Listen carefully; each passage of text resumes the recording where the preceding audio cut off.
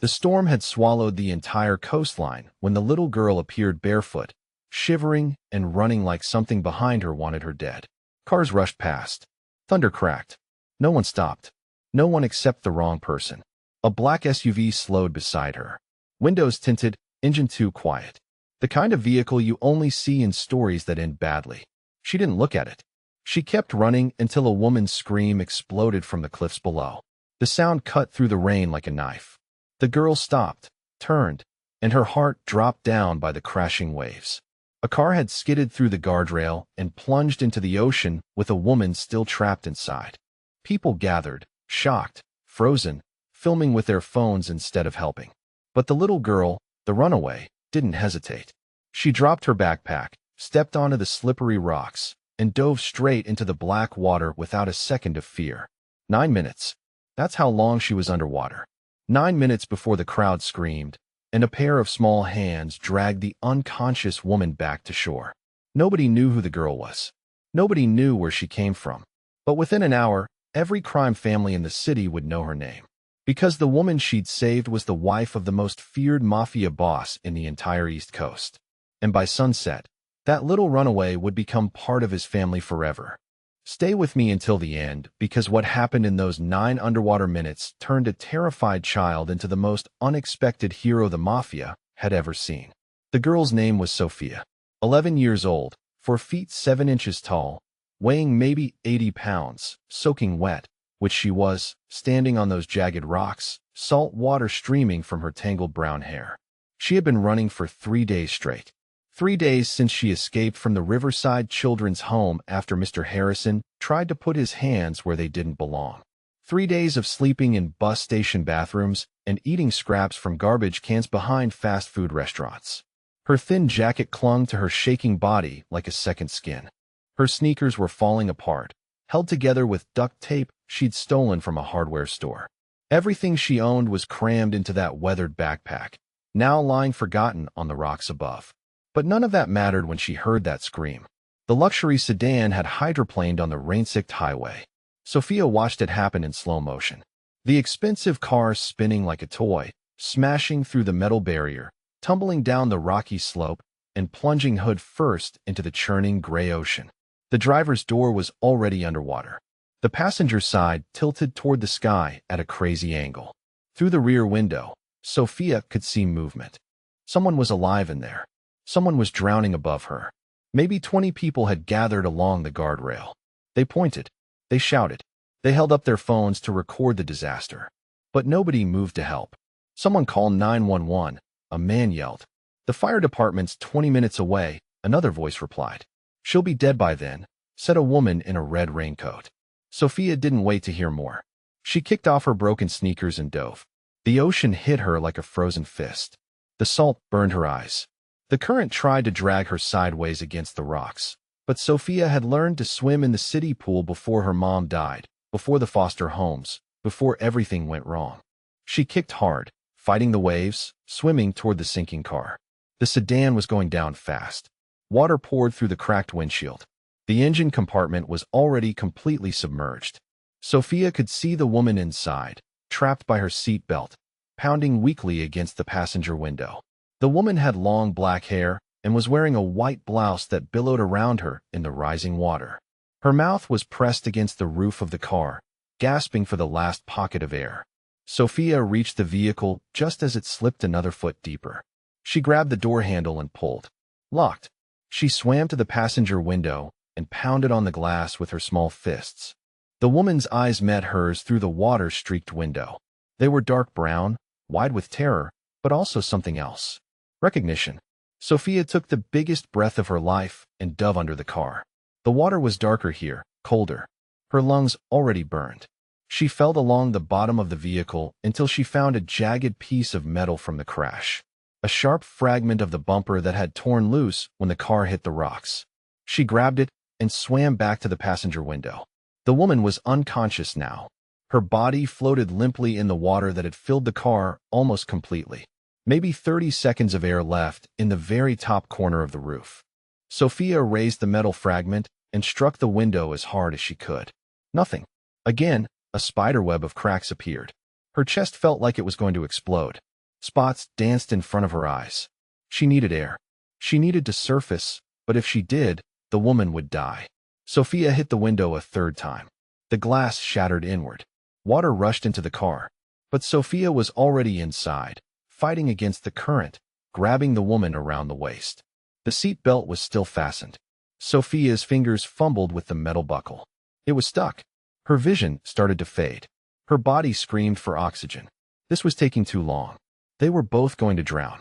Then the buckle clicked open. Sophia wrapped her thin arms around the unconscious woman and kicked toward the surface. But the woman was heavy, much heavier than Sophia expected, and they were deeper now. The car had continued sinking while Sophia worked to free her. 15 feet to the surface. Then 20. Sophia's legs cramped. Her arms felt like lead. The woman's dead weight dragged them both down. This was impossible. An 11-year-old girl couldn't save a grown woman from a sinking car. The physics didn't work. The strength wasn't there. But Sophia kept kicking anyway. Her head broke the surface just as her body gave out completely. She gasped, choked, went under again. The waves threw both of them against the rocks. Sophia's shoulders scraped against the barnacles, leaving a trail of blood in the water. Somehow, she found the strength to grab a piece of seaweed-covered stone. Then another. Hand over hand, she dragged herself and the woman toward the narrow strip of beach below the cliffs. People were shouting from above. Someone had climbed down and was running toward them through the surf, but Sophia barely heard any of it. She pulled the woman onto the wet sand and immediately started pushing on her chest the way she'd seen on television. Water poured from the woman's mouth. Her lips were blue. Her skin was cold as ice. "Come on," Sophia whispered, pressing harder. "Come on." Sophia tilted the woman's head back, pinched her nose, and breathed into her mouth. Then back to chest compressions. "Breathe."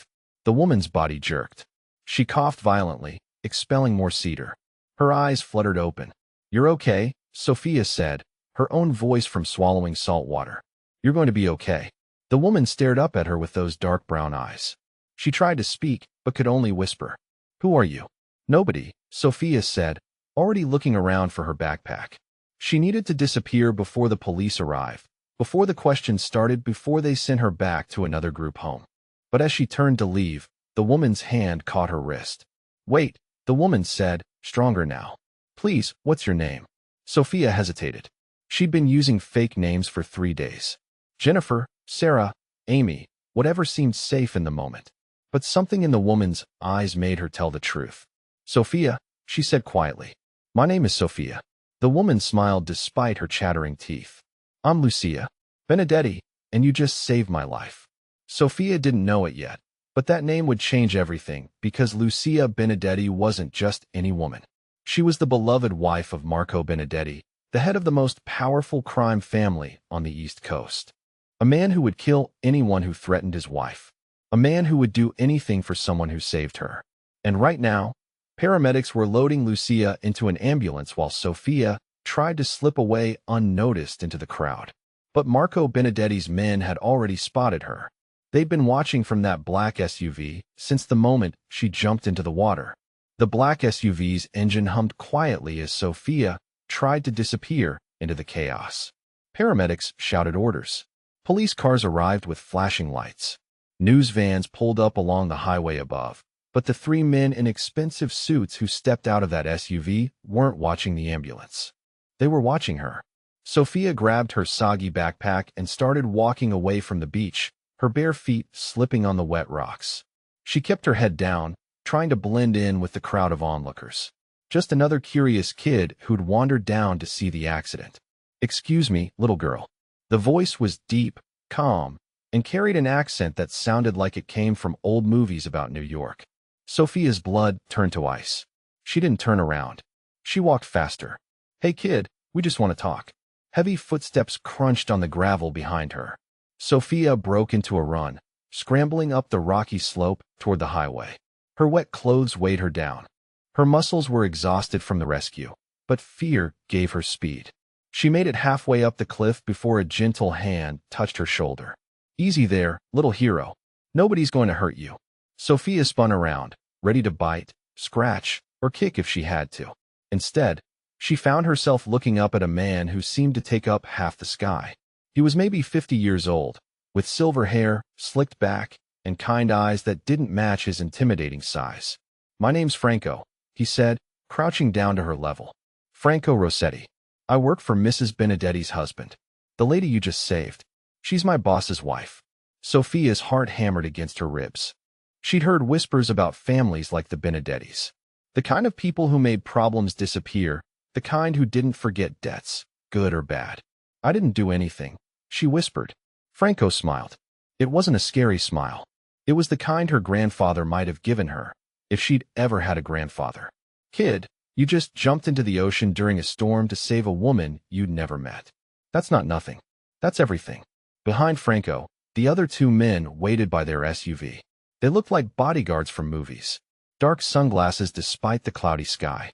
Hands folded in front of them, patient as statues. "What do you want?" Sophia asked. "Benedetti wants to meet you. To thank you properly." Sophia shook her head. "I can't. I have to go." The question hung in the air like a challenge. Where could an 11-year-old runaway go? What home was waiting for her? What family would welcome her back? Sophia's silence was answer enough. "Look," Franco said, pulling a thick envelope from his jacket. "Benedetti asked me to give you this. For what you did today." Sophia stared at the envelope. It was stuffed with money. More money than she'd ever seen in her life.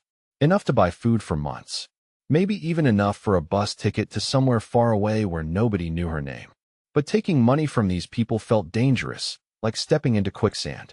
"I don't want it," she said. Franco's eyebrows went up. "You don't want it. I just helped someone. That's what you're supposed to do." For a long moment, Franco studied her face. Then he stood up and tucked the envelope back into his jacket. "You know what, kid? I think Mr. Benedetti is going to like you very much." Before Sophia could ask what that meant, Franco was walking back toward the SUV. Over his shoulder, he called, "Marco Benedetti doesn't forget his debts, and right now, he owes you the biggest debt of his life." The three men climbed back into their vehicle and drove away, leaving Sophia standing alone on the rocky slope with questions spinning in her head. She didn't know that at that very moment, Marco Benedetti was pacing the waiting room of St. Mary's Hospital like a caged tiger. She didn't know that his wife had whispered Sophia's name to him through oxygen tubes and 4 lines. She didn't know that he'd already sent his best men to find out everything there was to know about the little girl who'd risked her life for Lucia. What Sophia did know was that she was cold, hungry, and more alone than ever. She climbed the rest of the way to the highway and started walking. The rain had stopped, but dark clouds still covered the sky. Cars splashed through puddles as they passed, soaking her legs with dirty water. After an hour of walking, Sophia's strength gave out. She found a bus stop with a small covered bench and collapsed onto it, shivering. Her backpack was still damp. Her clothes clung to her skin. Her stomach cramped with hunger. She closed her eyes and tried to figure out her next move. Maybe she could hitchhike to the next town, find a truck driver who looked safe, or sneak onto a freight train like kids did in old movies.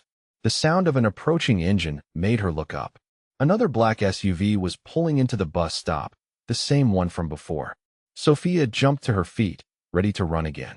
But this time, the passenger door opened and Lucia Benedetti stepped out. She looked different than she had on the beach. Her black hair was dry now, pulled back in an elegant bun. She wore a long black coat over dark jeans and expensive-looking boots.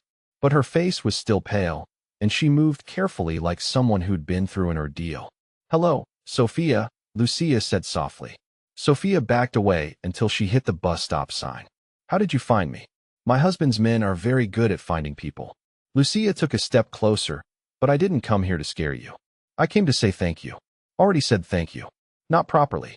Lucia reached into her purse and pulled out a small box wrapped in silver paper. "This was my grandmother's. She gave it to me when I was about your age, and I've been waiting for the right person to pass it on to." Sophia stared at the box, but didn't take it. "I can't accept presents from strangers."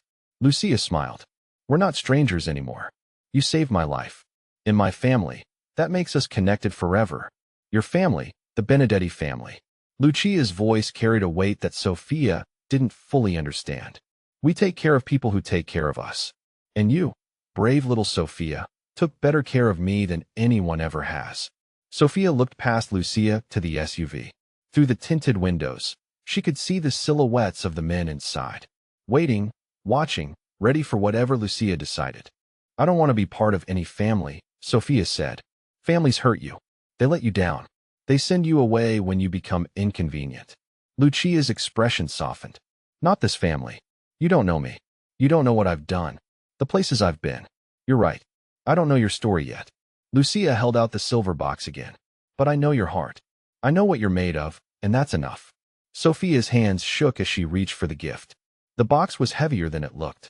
Inside, nestled in black velvet, was a necklace, a small golden pendant shaped like a lighthouse with a tiny diamond at the top. My grandmother told me that lighthouses guide ships safely to shore, Lucia said. Even in the worst storms, even when everything seems lost. She paused, watching Sophia's reaction. That's what you did for me today. Sophia touched the pendant with one finger. It was the most beautiful thing she'd ever held. There's something else, Lucia said.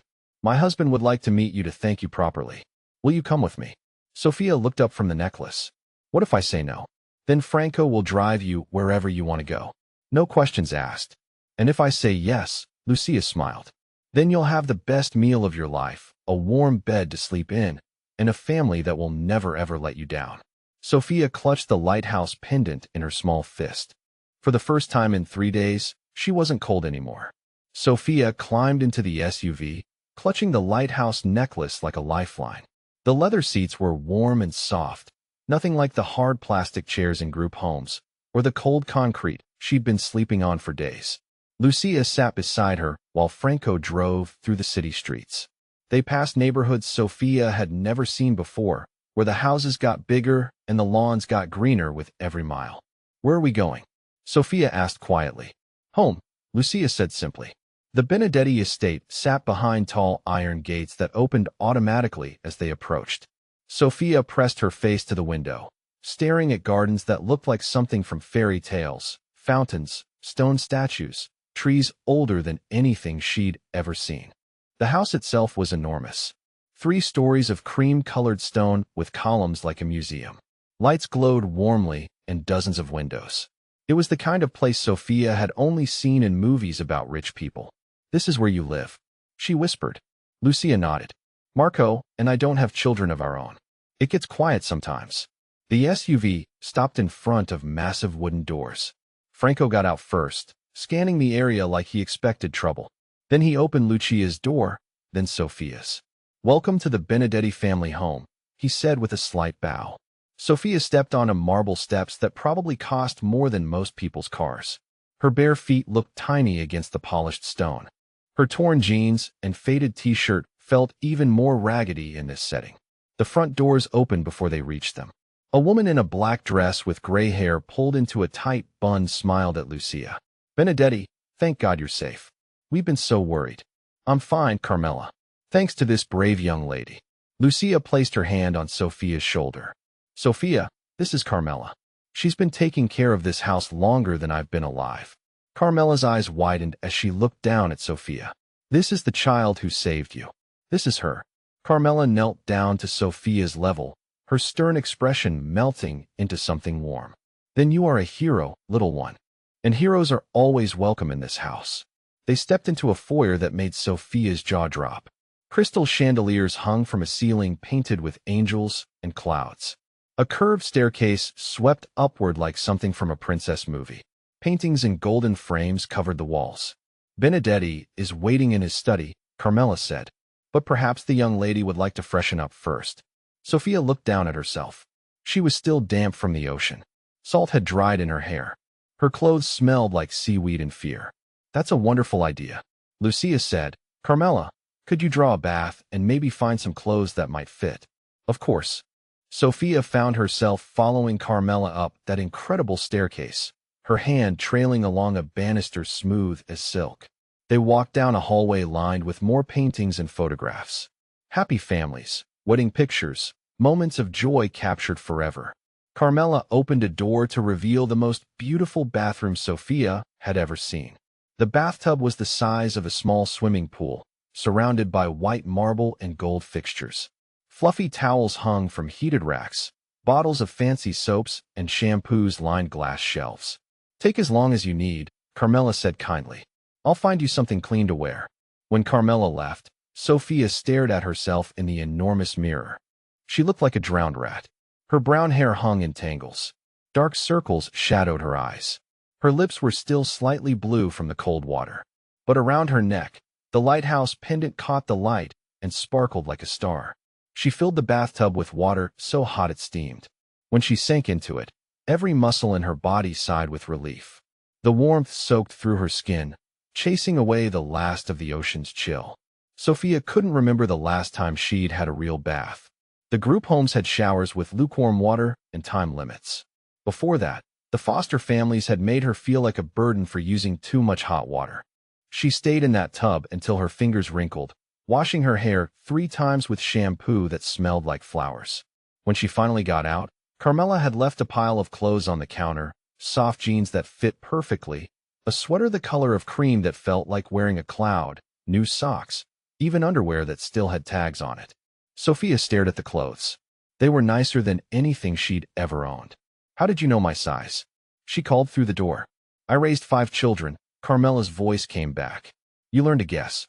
When Sophia emerged from the bathroom, she found Carmela waiting with a hairbrush and a kind smile. "Sit," Carmela said, gesturing to a chair by the window. "Let me fix your hair." Sophia sat very still as Carmela gently worked the tangles from her hair. It had been so long since anyone had touched her with such care. Her throat tightened with emotions she didn't want to name. "There," Carmela said finally. "Beautiful." Sophia looked in the mirror again. The transformation was incredible.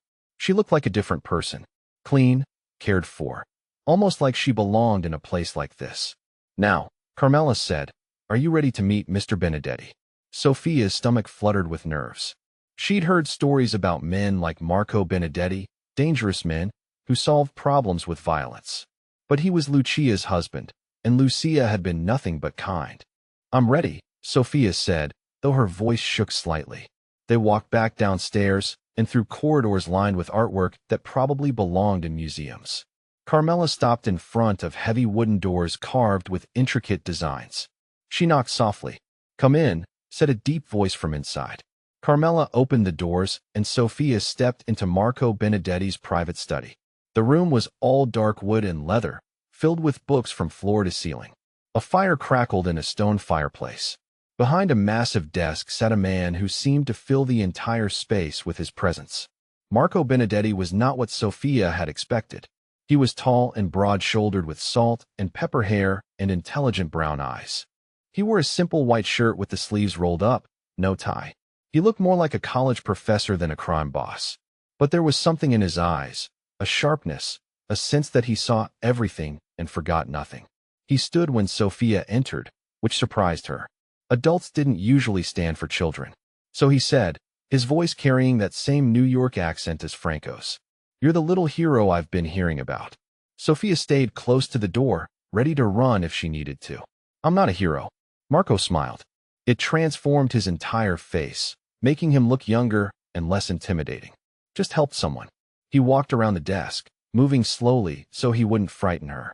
"My wife tells me you dove into the ocean during a storm, that you broke a car window with your bare hands, that you dragged her to safety when she weighed twice what you do." He stopped a few feet away from Sophia. "That sounds like hero work to me." Sophia looked at her feet. Anyone would have done the same thing. "No," Marco said quietly. "They wouldn't have." 20 people stood on that cliff and watched. 20 people with phones who called for help but didn't help themselves. "Only you jumped in that water." He gestured to a leather chair in front of his desk. "Please sit. We have things to discuss." Sophia perched on the edge of the chair, still ready to bolt. Marco sat across from her, leaning forward with his elbows on his knees. "Tell me about yourself, Sophia. What's your story?" Sophia's jaw tightened. "Why does it matter?" "Because my wife is alive because of you. That makes you family. And family looks out for each other. I don't have a family. You do now." The words hung in the air between them. Sophia studied Marco's face, looking for lies or tricks. But his expression was serious, sincere. "I don't understand," she said finally. Marco leaned back in his chair. "In my world, there are rules, codes of honor that go back generations. One of the most important rules is this: you never forget a debt.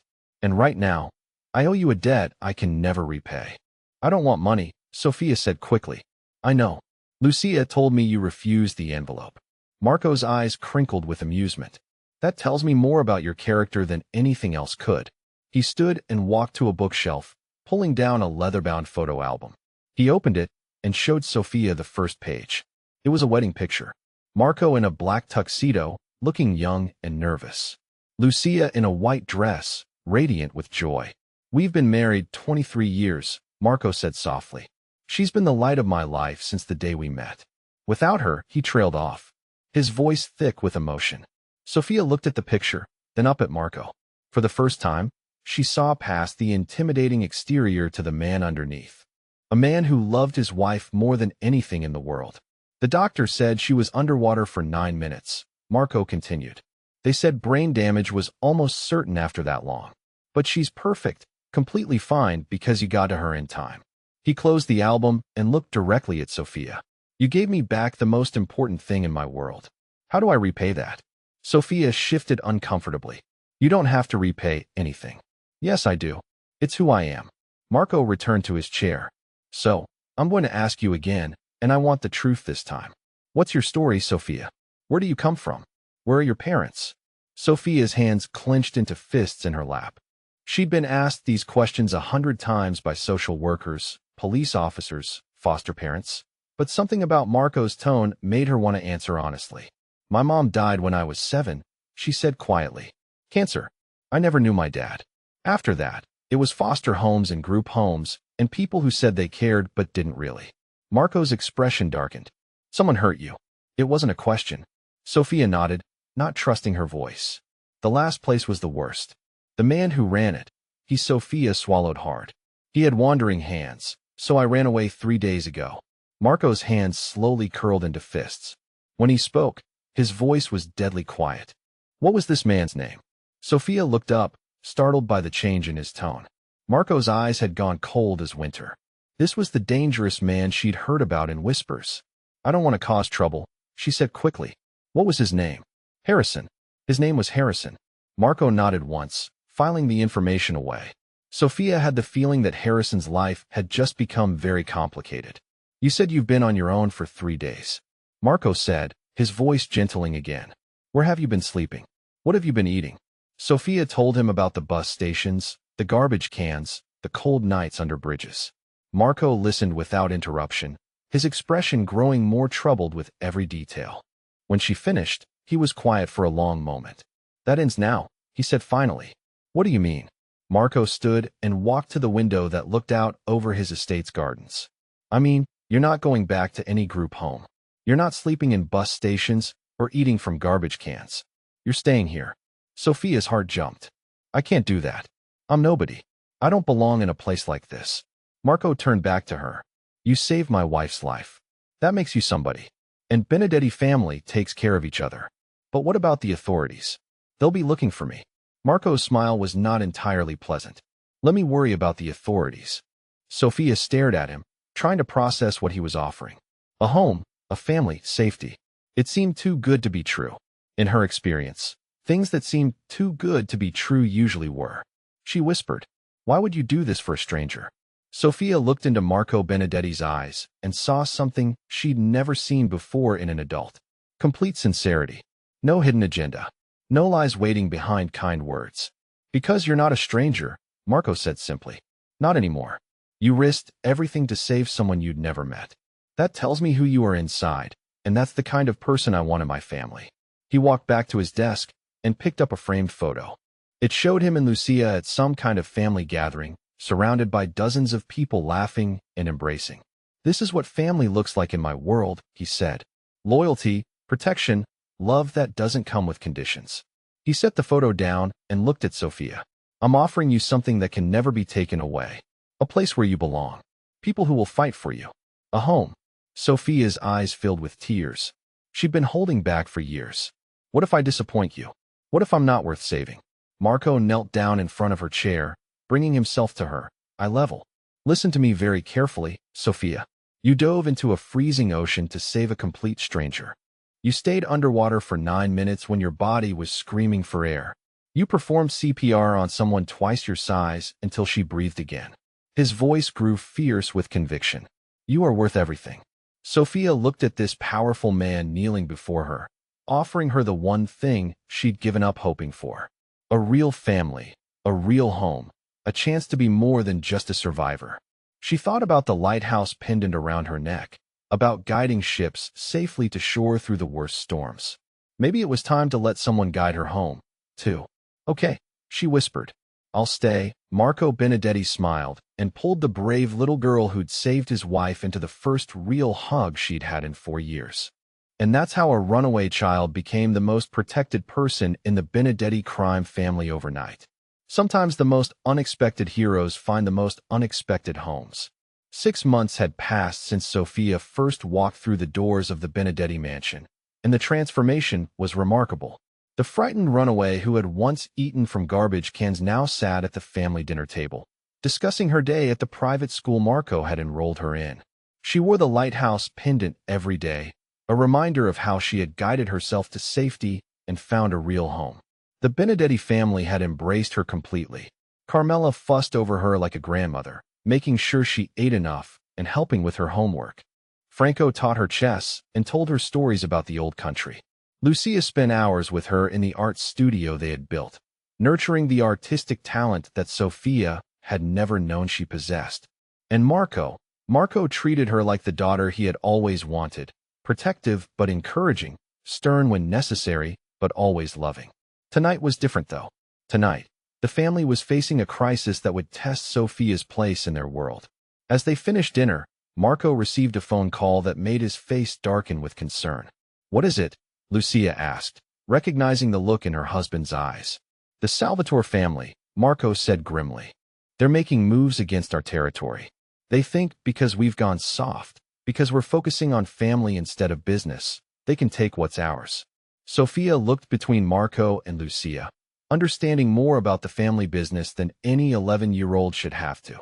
She had learned that the Benedetti name carried weight in certain circles, that respect was earned through strength, and that family loyalty meant everything. They're testing us, Franco said, entering the dining room with urgent news. Word on the street is that they're planning something big. They want to see if you'll fight back or if you've lost your edge. Marco stood from the table, his jaw tight with anger. They picked the wrong family to test. Over the next few days, tension filled the Benedetti household like a thick fog. Additional security appeared around the property. Conversation stopped when Sophia entered rooms. She could see the worry in Lucia's eyes, the way Marco's shoulders carried extra weight. It was during one of these tense afternoons that Sophia overheard a conversation that changed everything. She was in the library, working on her homework, when Marco and Franco came in, not realizing she was there behind the tall bookshelves. The Salvatores grabbed one of our shipments last night, Franco reported quietly. $3 million worth of goods, gone. They're sending a message. Marco's voice was deadly calm. What kind of message? That you're weak. That saving a little girl made you soft. That the great Marco Benedetti is more concerned with playing house than protecting his empire. Sophia's heart sank. She was the reason the family was being seen as vulnerable. Her presence had somehow made Marco appear weak to his enemies. They're wrong, Marco said firmly. Having Sophia in our family doesn't make us weak. It makes us stronger. But they need to learn that lesson the hard way. What's the plan? Franco asked. We meet with them tomorrow night. Neutral territory. We negotiate, but we go in showing strength, not weakness. Sophia crept out of the library, her mind racing. That night, she lay awake thinking about everything she had heard. The Salvatore family was challenging the Benedettis because they thought Marco had gone soft. Because of her. The next morning, Sophia made a decision that would prove her loyalty to the family that had saved her. She approached Marco in his study, where he was preparing for the evening's meeting. I want to come with you tonight, she said, standing in the doorway with her chin raised defiantly. Marco looked up from his papers, surprised. Sophia, this is family business. Adult business. I am family, she replied firmly. And if they think you're weak because of me, then I should be there to show them they're wrong. Absolutely not. Marco's voice was final. It's too dangerous. You taught me that family stands together, that we protect each other. How can I learn to be part of this family if you always shield me from what that really means? Marco studied her for a long moment, seeing something in her eyes that reminded him of himself at that age. The determination, the fearlessness, the unshakable loyalty. Sophia, what happened 6 months ago, when you saved Lucia, that was different. You acted on instinct, on pure courage. What I'm asking you to stay away from tonight is calculated violence. It's the darker side of our world. I'm not afraid of the dark, Sophia said quietly. I lived in it for years before you found me. And I know that sometimes you have to fight to protect the people you love. That evening, against Lucia's worried protests and Franco's concerns, Marco made a decision that would shock everyone involved. Sophia would attend the meeting, but not as a child to be protected. She would attend as a member of the Benedetti family, proving that Marco's love for her didn't make him weak, but rather gave him something even more powerful to fight for. The meeting was set at an old warehouse on the docks, neutral territory that both families had used for negotiations before. Marco arrived with his usual security detail, but this time, Sophia walked beside him, dressed in a simple black dress that Lucia had chosen, her lighthouse pendant visible around her neck. The Salvatore representatives were already there when they arrived. 3 men in expensive suits, led by Dominic Salvatore himself, a man whose reputation for cruelty was legendary in their world. Benedetti, Dominic called out as they approached. I see you brought your little pet. How touching. Marco's hand tightened almost imperceptibly, but he remained calm. Mr. Salvatore, I brought my daughter. There's a difference. Daughter, Dominic laughed, but the sound was cold. You adopt one stray kid, and suddenly you think you're running a charity instead of a crime family. Sophia stepped forward before Marco could respond, her voice clear and steady despite her racing heart. Mr. Salvatore, my name is Sophia Benedetti. 6 months ago, your people probably heard about a little girl who jumped into the ocean to save a drowning woman. Dominic's smile faded slightly. He had indeed heard the story. What you probably didn't hear, Sophia continued, is that I spent 3 days on the streets before that happened. 3 days learning that the world is full of people who will hurt you if they think you're weak. She took another step forward. But I also learned that real strength isn't about hurting people. It's about protecting them. That's what this family does. That's what makes them stronger than people who only know how to destroy things. The warehouse was completely silent. Even Marco was staring at Sophia in amazement. You think Marco Benedetti is weak because he gave me a home, she said, her voice growing stronger. But let me tell you something about weakness, Mr. Salvatore. Weakness is a grown man who needs to steal from another family to prove his worth. Weakness is thinking that a child's presence makes a warrior less dangerous. She smiled, and there was something in that smile that reminded everyone present exactly whose family she belonged to. Real strength is having something worth protecting and being willing to die for it. Dominic Salvatore found himself looking down at this 11-year-old girl who spoke with the confidence of someone 3 times her age, and for the first time in years, he felt unsettled. Marco stepped up beside Sophia, placing a protective hand on her shoulder. My daughter is right. You mistake love for weakness, family for softness. That's going to be your downfall. He looked directly at Dominic. You took something that belongs to us. Return it, along with compensation for the insult, and we can all walk away from here with our dignity intact. And if we refuse, Dominic asked, trying to regain his composure, then you'll learn why the Benedetti name has been respected for 3 generations, Marco replied calmly. And why adding one more member to our family doesn't change that legacy, it strengthens it. Sophia looked up at Marco, then back at Dominic Salvatore. I saved a woman's life because it was the right thing to do. The Benedetti family saved mine because that's who they are. If you think that makes any of us weak, you're about to discover just how wrong you can be. The negotiation that followed was swift and decisive. Faced with the unexpected combination of Sophia's fearless words and Marco's calm certainty, the Salvatore family agreed to return what they had stolen and pay additional compensation. As they left the warehouse, Dominic Salvatore looked back at the young girl who had outmaneuvered him with nothing but courage and conviction. In the car ride home, Marco was quiet for a long time before finally speaking. Sophia, what you did tonight was incredibly brave and incredibly dangerous. I know, she replied, but they needed to see that your love for me doesn't make you weak. It makes you someone worth following. Lucia was waiting for them when they arrived home, pacing in the foyer with worry. When she saw them both safe, she pulled Sophia into a fierce hug. Don't ever scare me like that again. I won't, Sophia promised. Unless our family needs me to. A month later, the Benedetti household was preparing for a celebration unlike any other. Marco had made the decision to formally adopt Sofia, making her legal status match what had been true in their hearts for months. She would officially become Sofia Benedetti, with all the protection and responsibility that name carried. The adoption ceremony was held in Marco's study, with a judge who had been a family friend for years presiding over the proceedings. Lucia stood beside them both, tears streaming down her face as she watched her husband and the daughter of their hearts make their bond official. "Do you, Marco Benedetti, take Sofia to be your lawful daughter, to love and protect, to guide and cherish, for as long as you both shall live?" the judge asked. "I do," Marco said, his voice thick with emotion. "And do you, Sofia, take Marco and Lucia Benedetti to be your lawful parents, to honor and respect, to love and cherish, for as long as you all shall live?" Sofia looked up at the man who had given her everything she had ever wanted and the woman who had shown her what unconditional love looked like. "I do," she whispered. "Then by the power vested in me, I now pronounce you a family in the eyes of the law as you have been in your hearts." The judge smiled. "Congratulations, Sofia Benedetti." As Marco pulled his newly official daughter into his arms, Sofia felt the last pieces of her broken childhood fall away. She was no longer a runaway, no longer an orphan, no longer alone. She was Sofia Benedetti, daughter of Marco and Lucia, member of a family that would never abandon her, never betray her, never make her feel unwanted again. That evening, as the family celebrated with a dinner that included all of their closest allies and friends, Franco stood to make a toast.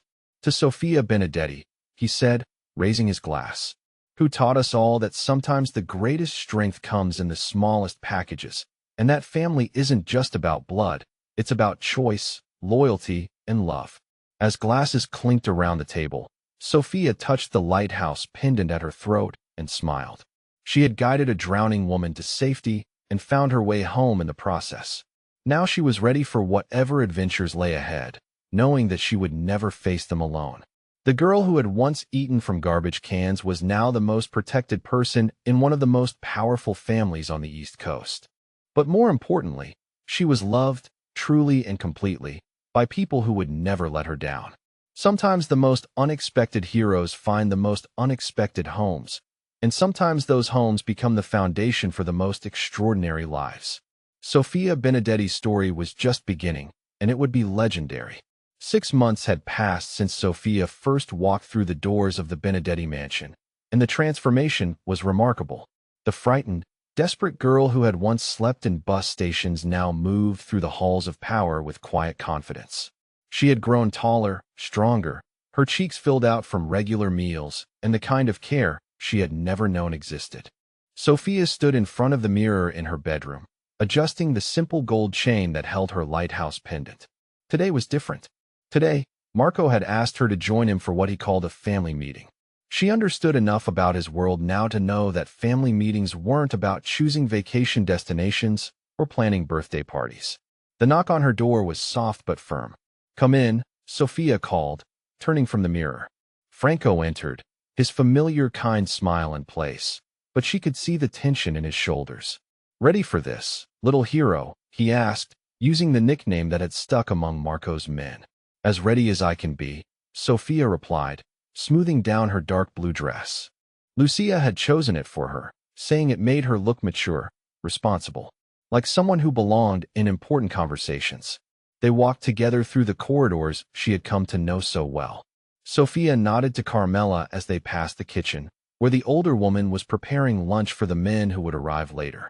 The study doors were already open when they reached them. Marco sat behind his desk, but he wasn't alone.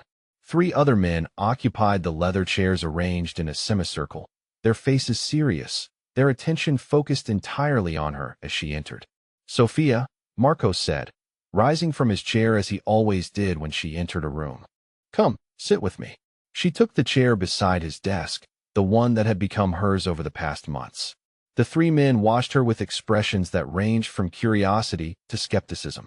She recognized one of them, Roberto Galdi, who controlled the docks. The other 2 were strangers, but their expensive suits and cold eyes marked them as men from Marco's world. "Gentlemen," Marco said, settling back into his chair. I want you to meet Sophia. Roberto shifted in his seat. Marco, with all due respect, why is a child present at a business meeting? Because this child saved my wife's life, Marco replied, his voice carrying an edge that made all three men straighten. And because she has proven herself to be more loyal than some adults I could mention. Sophia felt the weight of their attention, the skepticism, the judgment. She had learned to read these men over the past months, to understand the subtle signs of respect and dismissal.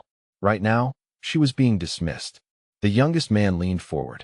Marco, we appreciate what she did for Mrs. Benedetti, but the Torino family is making moves against our territory. This isn't the time for sentiment.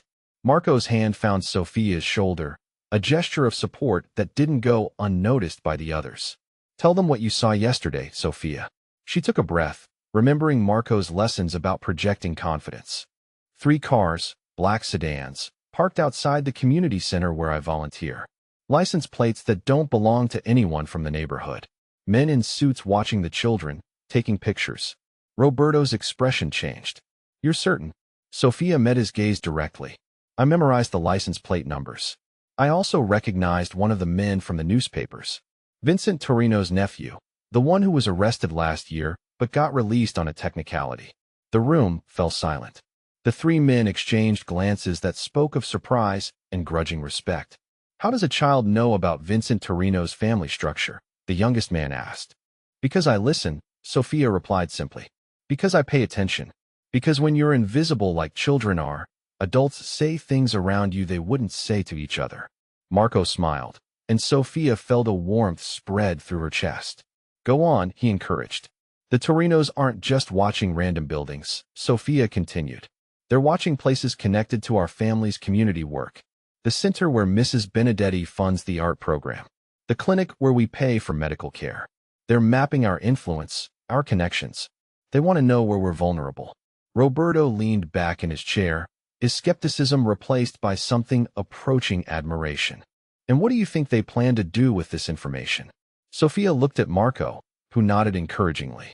She had been thinking about this since yesterday, turning the pieces over in her mind like a puzzle. They want to force a confrontation, but not directly. They'll target civilians first, people under our protection. Make it look like random violence, but send a message that we can't keep our community safe. The youngest man whistled softly. That's exactly what they did to the Castillo family in Chicago. Started with their community programs, made them look weak before moving against their business operations. Sophia felt a flicker of pride at having reached the same conclusion as experienced men in Marco's organization. But there was more. They made one mistake, she said. What's that? Roberto asked. They assumed no one would be watching them. Sophia pulled out her phone, scrolling to the photos she had taken from her volunteer position at the community center. Clear shots of the license plates, the faces of the men surveilling the building. And they definitely didn't expect a kid to recognize the importance of what they were seeing. Marco stood and walked around his desk, placing both hands on Sophia's shoulders. Gentlemen, he said, his voice filled with pride, this is why family isn't just about blood. It's about loyalty, intelligence, and courage. Sophia has all 3. Roberto nodded slowly. What do you recommend we do with this information? Before Marco could answer, Sophia spoke up. You don't retaliate directly. That's what they want, an excuse to escalate. Instead, you protect the vulnerable targets and use their surveillance against them. The 3 men stared at her. Go on, the youngest one said. Sophia felt the confidence that had been growing in her over the past months, the sense that her voice mattered, that her thoughts had value. You relocate the most vulnerable programs temporarily, but quietly. Then you position your own people to watch the watchers. When they move to the next phase of their plan, you'll be ready. And when they make their mistake, you have evidence of their intentions. The room was quiet for a long moment. Finally, Roberto spoke. Marco, your daughter has a strategic mind. The word daughter hit Sophia like a physical blow, but not a painful one. It was the first time anyone outside the immediate household had referred to her that way, and it felt like a door opening in her chest. Marco's hands tightened slightly on her shoulders. She does indeed. And that's why I called this meeting. The Torino family thinks they're dealing with the same old dynamics, the same predictable responses. They don't know about our secret weapon. What secret weapon? the third man asked. Marco smiled, and Sophia felt herself straightening with pride. A child who sees everything, remembers everything, and who they'll never suspect is one of ours. Someone who can move through their surveillance network invisible, gathering intelligence they would never expect. Wait, Roberto said, his voice sharp with concern. You're not suggesting we put her in danger. Sophia looked up at Marco, seeing the protective instinct warring with respect for her capabilities. She understood that this was her moment to speak for herself. Mr. Galdi, she said, using Roberto's formal name as Marco had taught her, I've been in danger my whole life. In group homes, on the streets, in foster care where no one was watching out for me. The difference now is that I have a family who will protect me, and I have skills that can protect them back. She stood up, feeling the weight of their attention but no longer intimidated by it. The Torinos see a kid volunteering at a community center. They don't see someone who understands their business, who knows what to look for. That invisibility isn't a weakness. It's an advantage. Roberto exchanged a look with the other men. What exactly are you proposing? It was Marco who answered. Sophia continues her volunteer work, but now with purpose. She becomes our eyes and ears in the community. She identifies threats before they develop, maps their operations, and gives us the intelligence we need to stay ahead. And if something goes wrong, the youngest man pressed. Then she has 36 of the most dangerous men on the East Coast ready to tear apart anyone who threatens her, Marco replied, his voice deadly serious. Plus training in self-defense, secure communication methods, and extraction protocols. Sophia felt a thrill run through her at the trust Marco was placing in her, the respect he was showing for her abilities. This wasn't charity or protection born from pity. This was recognition that she had value, that she could contribute something meaningful to the family that had saved her. Roberto was quiet for a long moment, then he smiled. You know, Marco, when I heard you'd taken in a street kid, I thought you'd gone soft. But this, he gestured to Sophia, this is brilliant. You found a way to turn sentiment into strategy. It's not sentiment, Marco replied firmly. It's family, and family takes care of family. Sophia felt tears prick her eyes, but she blinked them back. She had learned that showing emotion in these meetings was acceptable, but only the right kind of emotion. Gratitude was fine. Fear was not. So what's our next step? She asked, and she loved how naturally the word "our" came out. Roberto looked at Marco, who nodded. We start with the community center surveillance. You'll work with Franco to identify the best observation points, document their patterns. Then we expand to other sites they might be watching. The meeting continued for another hour, with Sophia contributing ideas and observations that the men received with increasing respect. When it finally ended, Roberto shook her hand like she was an adult, an equal. It was a small gesture, but it meant everything. As the others left, Marco asked Sophia to stay. They sat in comfortable silence for a moment, watching the late afternoon light stream through the windows. How do you feel about all this? He asked finally. Sophia thought carefully about her answer. 6 months ago, I would have been terrified.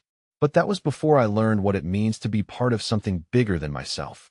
Before I understood that sometimes the best way to stay safe is to be useful. Marco nodded approvingly. And what do you think about the risks?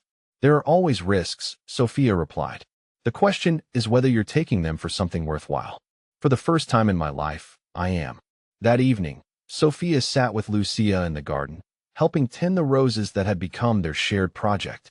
The lighthouse pendant caught the last rays of sunlight as she worked. Lucia had been quiet since Marco told her about the meeting, and Sophia could sense her conflicted emotions. Are you worried? Sophia asked finally. Lucia's hands stilled on the pruning shears. I'm proud of you, she said slowly. Proud and terrified in equal measure.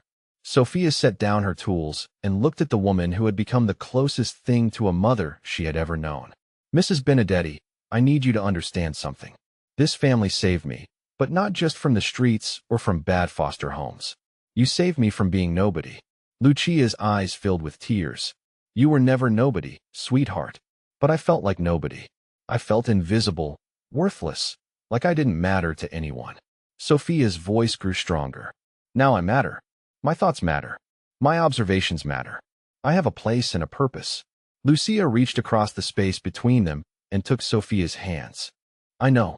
And that's what terrifies me. Because now that you matter so much to us, The thought of losing you is unbearable. Sophia squeezed her hands gently. You won't lose me. I'm not going anywhere. This is my family now, my home. And I'll fight for it just like it fights for me. 3 weeks later, Sophia's intelligence proved invaluable. Her observations of the Torino surveillance had revealed a pattern that allowed Marco's security team to identify and neutralize a planned attack on the medical clinic. The operation was so clean, so precisely executed, that the Torinos never realized their plan had been discovered until it was too late. That night, as the family celebrated another crisis averted, Roberto raised his glass in a toast. To Sofia Benedetti, he said, and the name felt like coming home. The most dangerous weapon the Torinos never saw coming. As glasses clinked around the table, Sofia felt the final piece of her transformation click into place. She was no longer the frightened runaway who had dove into the ocean 6 months ago. She was Sofia Benedetti, daughter of Marco and Lucia, protector of the family that had given her everything. The lighthouse pendant rested against her chest, a reminder of guidance through storms. But now she understood that sometimes, the lighthouse didn't just guide ships to safety. Sometimes, it stood as a beacon of strength, warning dangerous ships to stay away from the shores it protected. And Sofia Benedetti was ready to be that kind of lighthouse for her family.